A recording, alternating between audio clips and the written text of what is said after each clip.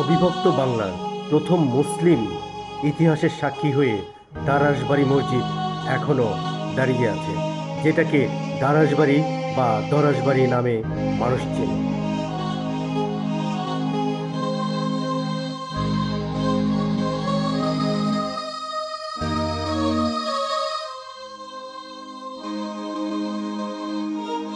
বাংলাদেশের সর্ব উত্তরের জেলা চাঁপাইনবাবগঞ্জের কানসাট উপজেলায় অবস্থিত এই অপরূপ কারুকার্য সমৃদ্ধ মসজিদটি